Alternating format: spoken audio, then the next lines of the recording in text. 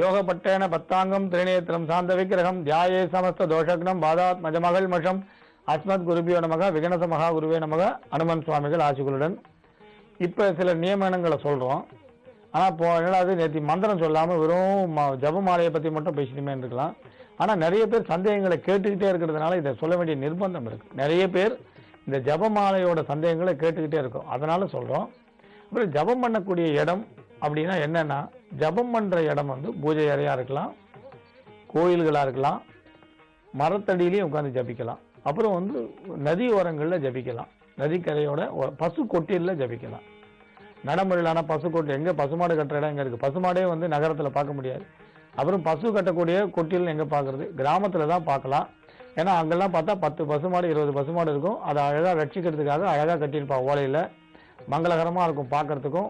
அதே நேரத்தில் காற்று நல்ல காற்றாக இருக்கும், இயற்கை அழகோட கூடியதாக இருக்கும். அது கிராமத்தில் பார்க்கலாம். நகரங்களில் பசு கொட்டியில் பார்க்குறது ரொம்ப துர்லபம். இருந்தாலும் சொல்கிறதுக்காக சொல்கிறோம். அப்புறம் ஆலயங்களில் ஜபிக்கலாம், ஏகாக்கிர சிந்தையோட ஆலயங்களில் ஜபிக்கலாம்.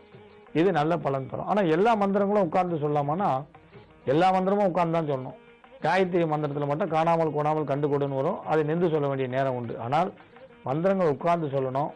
இதில் இன்னொரு விஷயம் என்னன்னா, நடந்துட்டே சொல்கிற மந்திரம்னா ராமநாமம் கிருஷ்ணநாமம் இதெல்லாம் நடந்துட்டே சொல்லலாம். சிவநாமங்களை நடந்துட்டே சொல்லலாம், தியான ஸ்லோகங்களை நடந்துட்டே சொல்லலாம். ஆனால் இந்த ஜபிக்க வேண்டிய மந்திரங்கள் மட்டும் கட்டாயம் உட்கார்ந்து தான் சொல்லணும். அப்புறம் நைவேத்தியம்னு பார்த்தீங்கன்னா சுவாமிக்கு படைக்கிறது. இந்த நைவேத்தியம்னு பார்த்தா சில விசேஷமான நைவேத்தியங்களை சொல்லுவோம். காளிக்கு வந்து திராட்சை ரசம், ஆஞ்சநேயருக்கு வடமாலை, பிள்ளையாருக்கு கொழுக்கட்டை, இது மாதிரி விசேஷமான நைவேத்தியங்கள் சொல்லுவோம். சக்கரை தாழ்வாருக்கு சக்கரை பொங்கல், புளியோதரைன்னு இப்படி விசேஷமான நைவேத்தியம் சொல்லுவோம். சில இதுக்கு பார்த்தீங்கன்னா பைரவருக்கு உப்பு போடாத வடையில் தேன் வச்சு பூஜிக்கிறத கொஞ்சம் விசேஷமாக சொல்கிறான். அதே மாதிரி ஆஞ்சநேய சுவாமிக்கு கூட உங்களுக்கு தயிர் சாதத்தை விசேஷமாக பண்ண சொல்லி சொல்கிறான், காரம் சேர்க்காம. இப்படி ஒன்று விசேஷமாக சொன்னால் கூட பொதுவாக எல்லா நைவேத்தியங்களும் ஒரே நேரத்தில் பண்ணுறதுக்கு நமக்கு வாய்ப்பு இருக்காது. பொதுவாக வீட்டில் பூஜை பண்ணுறவங்களுக்கு பொருளாதாரத்தை முன்னிட்டு சில நைவேத்தியங்கள் பண்ண முடியாமல் போகலாம். கால அவகாசங்களை குறித்து சில நைவேத்தியங்கள் பண்ண முடியாமல் போகலாம். அப்படி வரும்பொழுது பிள்ளையாரை தொடர்ந்து பூஜிக்கும் போது டெய்லி கொழுக்கட்டை பண்ண வேண்டிய அவசியம் இல்லை.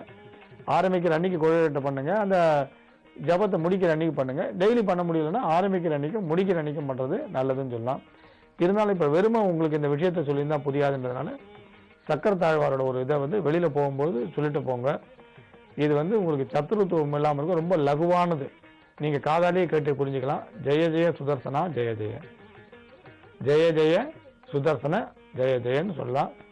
அதே மாதிரி துர்கையை பற்றி சொன்னால் ஜெய ஜெய துர்கா ஜெய ஜெயன்னு சொல்லலாம். இது வெற்றியை தரக்கூடியதை குறிக்கும்.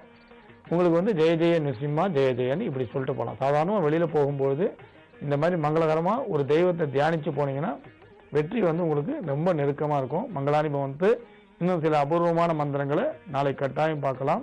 மீண்டும் நாளை சந்திக்கலாம்.